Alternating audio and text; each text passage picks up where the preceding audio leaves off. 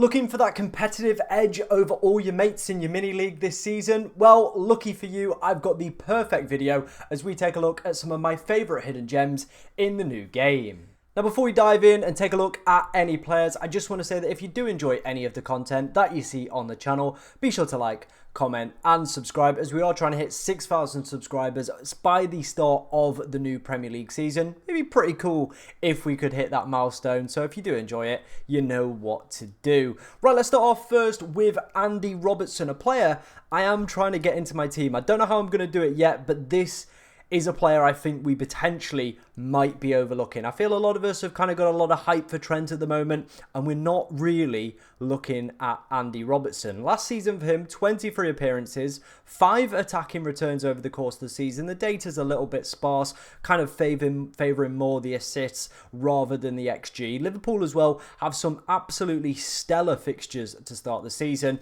and using 11FI's data over the course of the kind of opening 6 game weeks, Liverpool are third for predicted clean sheets. So he's got the clean sheet data. He comes in 1 million cheaper than Trent. And if you look at his per 90 data from last season, it's very similar to Trent. There's not too much in terms of disparity. Now, Trent is going to be the popular pick, because of his kind of nature and everything that he's done in the history of FPL. Andy Robertson, yes, was a disappointment last season. Never really got himself fit, did he? Obviously struggled with some injury issues, but if he can keep himself fit, have a decent pre-season, I think this guy could be a great shout to go for from the start of the season. Also, in Fantasy Football Hub's predicted points model, he's at the top. He's at the top for defenders over that period. Like, you know, he is one of the favourites. He's predicted to get 0.1 more points than Trent in match day 1, against Ipswich as well. So the data fancies him. It's pretty good from last season as well, considering the amount of games he played. He could be one of these players that could pop off at the, start of the season, or give you a nice, cheap, easy way to get into that Liverpool defence. Let me know what you think about this one down in the comments. We're going to move on to another defender pick. This one is going to be Daniel Munoz. Again, a player, if you've watched any of my wildcard videos so far, you know I'm a big fan of this guy. He picked up 4 assists in 16 games, only joined in January, but was very, very impressive for Crystal Palace. A player that definitely passed the eye test, was super impressed with a lot of his performances throughout the campaign, to be honest. And, Palace's fixtures, they're pretty decent. If you can get some good 4.5 million players that kind of rotate around the bad ones, the Chelsea, the Manchester United, he's definitely worth taking a little bit of consideration. Also, Palace are up there using 11FI's clean sheet model again for, clean sheets. He's up there again for Crystal Palace, so he's got that clean sheet threat. In Palace's kind of wing-back system as well, he was very, very far forward. A player that massively passes the eye test. Already started picking up some Premier League assists, and currently under 5% owned. I know a lot of people are looking at Anderson and Mark Gahey if Gahey does stay for Palace. I think they're great options at 4.5.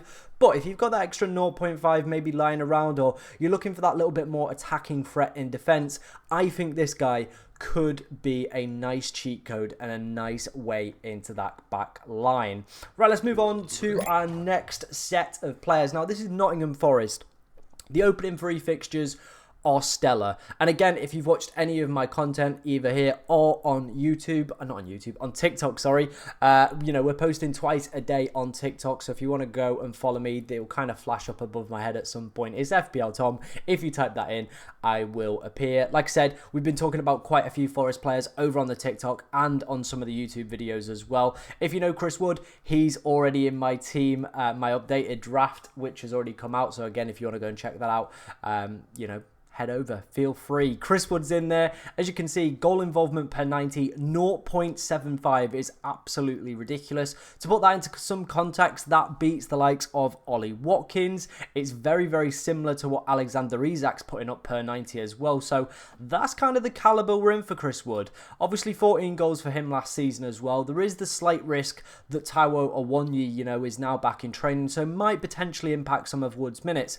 But I still think he's going to start the majority, or at least the first 3 games, which would then give you time to switch to João Pedro, with Brighton having a really, really good fixture in 4 and 5 as well. So for the opening fixtures, if you're looking for a cheap striker, I think Chris Wood could be that man. Moving on to Morgan Gibbs-White, again a player I have mentioned, and I think he's a very, very good player coming in at that 6.5 million price tag. Again, the fixtures are there, and he is the key talisman. Now, I've seen some of the data suggesting that he might actually be on penalties as well for this side, with Wood and Awonyu being a little bit sparse and maybe some of them not being on the pitch. So Morgan Gibbs-White could fully take on responsibilities for this role. As you can see, his goal involvement per 90, again, pretty decent, to be honest. You know, nearly every other game he's getting an attacking return, which is what you want to see from these kind of, you know, lesser players from lesser clubs. So still pretty decent stuff on all the corners, free kicks. I think for 6.5 million could be a great little gamble to go for the start of the season. Next up is going to be Hudson-Odoi, one of my favourite 5.5 midfielders to go for if you are in that price bracket. Obviously Anthony Elanga in that point as well, but I do think Hudson-Odoi slightly edges it in my personal opinion. The data isn't too dissimilar to kind of, you know, make any kind of defining comment on them, but I think it's down to personal preference. I think Elanga's also a great shout, coming in at that 5.5 million range as well, but Forest definitely have some interesting players to go and pick up this season, some definite hidden gems for the start of the season. They've got some great ones in attack and some in defence as well. Murillo, Bolly, Aina, maybe sells if he's the first choice goalkeeper at 4.5 million. Some strong fixtures to start the year and some great hidden gems in my personal opinion.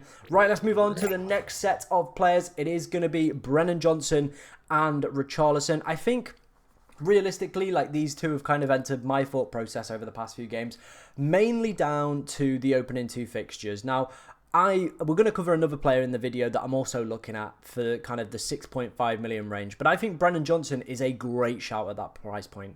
Obviously, his minutes aren't like defined or definitely secured, but his per 90 data is very, very good. As you can see, 17 goal involvements in 35 games last season. Pretty good-ish data to go with it as well. Very good at the kind of big chances created. And I think for 6.5 million, with a newly promoted Leicester on the opening day, and then Everton at home in match day 2, I think that could be a great start to the season. I think he's at 1.9% owned. Then at that point, for me, I think you would either be switching to a different 6.5 or maybe having a look at a 5 million, who we are going to come on to talk about in today's video. But he's definitely worth a player I think is going massively under the radar and could be one of those players that does pop up with an attacking return over the opening 2 game weeks.